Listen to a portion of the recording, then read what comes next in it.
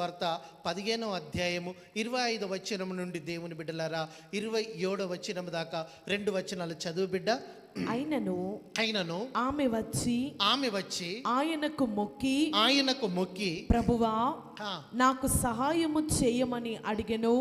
అందుకాయన పిల్లల రొట్టె తీసుకుని కుక్క పిల్లలకు వేయుట యుక్తము కాదని చెప్పగా ఆమె నిజమే ప్రభువా కుక్క పిల్లలు కూడా తమ యజమానుల బల్ల మీద నుండి పడు ముక్కలను తినును కదా అని చెప్పెను.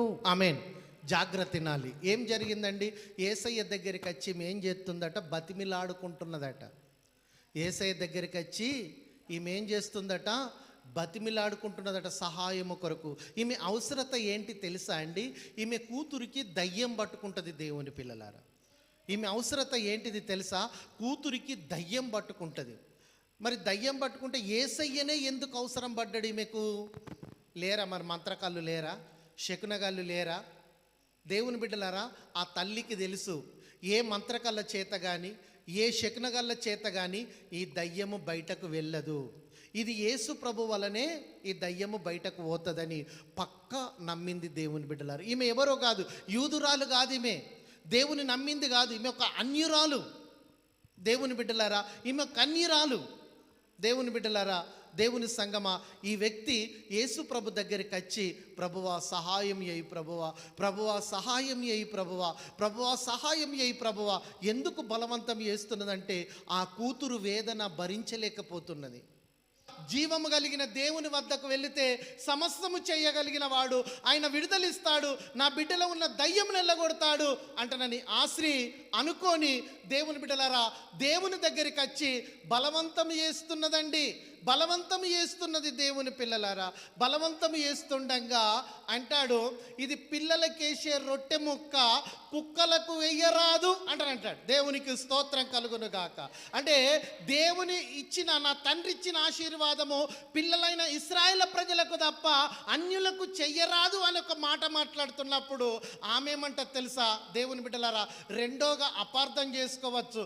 యేసు ప్రభు దగ్గరికి నేనత్తే, నా బిడ్డ బాగులేదని నేను అత్తే నన్ను కుక్క అంటాడా? ఆమేన్. వినబడ్డది అందరికీ ఈ మాట? పిల్లలకేసే రొట్టె ముక్క కుక్కలకు వెయ్యరాదు అంటనన్నప్పుడు ఇప్పుడు ఈమె ఉన్న పుట్టెడు బాధలే భయంకరమైనవి. ఇప్పుడు కుక్క అంటాడా యేసు ప్రభు నన్ను? చీ అంటని వెళ్ళిపోవచ్చు కదా. మనం వెళ్ళిపోతామా? వెళ్ళిపోమా? హల్లెలూయా. దేవుని బిడ్డలారా, దేవుని సంగమా, యేసు ప్రభు గద్దించిన కానీ ఆ గద్దింపులో నాకు ఆశీర్వాదం ఉంటుందని ఆ వ్యక్తి గైకొన్నది. దేవుని పిల్లలారా, అమ్మా, ఆ వ్యక్తి గైకొన్నది. యేసు ప్రభు నేను కుక్కనన్న కానీ, నేను కుక్కలకేసే అయ్యా పిల్లలకేసే రొట్టె ముక్క కుక్కలకేయరాదంటే నేను కుక్కనన్న అన్న కానీ ప్రభు నాకు ఆశీర్వాదకరమే అంటనని తగ్గించుకొని ఉన్నది కానీ తప్ప చెదిరిపోలేదు. దేవుని పిల్లలారా, అక్కడ ఏమంటది తెలుసా? చదువమ్మా ఆ మాట. ఆమె నిజమే ప్రభువా, నిజమే ప్రభువా, నేను కుక్కనే ప్రభువా. కుక్క పిల్లలు కూడా తమ యజమానుల బల్ల మీద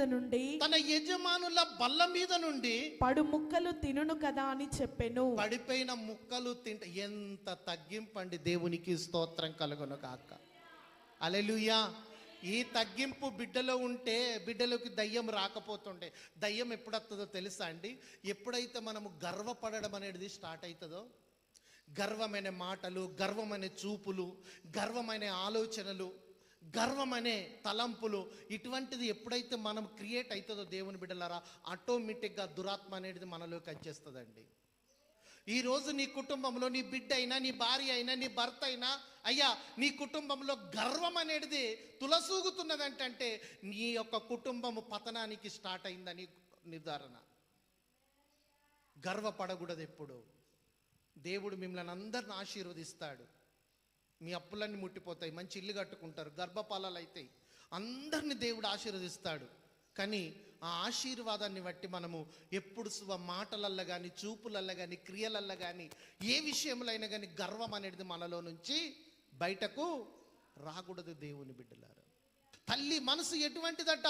బతిమిలాడుకునే మనసు తల్లిలో మనకు మొదటిగా కనబడుతున్నది.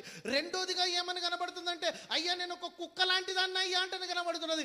మూడోదిగా ఏమంటుందంటే అయ్యా బల్ల మీదకించి పడిపోయిన రొట్టె ముక్కలు కుక్క పిల్లలు తింటాయి కదనయ్యా, నేను ఒక కుక్క లాంటిదాన్ని అయ్యా, ఒక్కసారి పడిపోయిన ఆశీర్వాదము నా బిడ్డని కనికరించని బతిమిలాడుకుంటున్నది. దేవునికి మహిమ కలుగును గాక.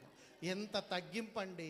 ఆ తగ్గింపే దేవుని బిడ్డలారా తన కూతుర్ని ఏం చేసిందట, స్వస్థపరి. దేవుని బిడ్డలారా ఎప్పుడైతే ఆమె తగ్గించుకున్నదో, ఎప్పుడైతే అయ్యా పడిపోయిన ఆ రొట్టె ముక్కలు అయ్యా కుక్క పిల్లలు తింటాయి కదా, నేను ఒక చిన్న కుక్క పిల్లలని అయ్యా నా బిడ్డని స్వస్థపరచంటానని ఆ ప్రభు దగ్గర వేడుకున్నదో, ఇంత గొప్ప విశ్వాసం నేను ఎక్కడా చూడలేను అంటాడు దేవుడు. ఆయన దగ్గర తగ్గించుకొని ఆయనను మనము యథార్థంగా దేవుణ్ణి అడిగితే ఏదైనా మనకి ఇవ్వగలుగుతాడండి. ఆయన దగ్గర లేనిది లేనే లేదు. దేవుని బిడ్డలారా సమస్తమైన స్వాధీనంలో ఉన్నదండి. ఇది కావాలి ప్రభు అంటనని మనము ఆ అవసరాన్ని బట్టి తగ్గించుకోవాలి, చాలా తగ్గించుకొని మనం దేవుని క్రమముగా డిసిప్లిన్గా దేవుణ్ణి అడిగితే తప్పకుండా ఇస్తాడు. దేవునికి మహిమ కలుగును గాక.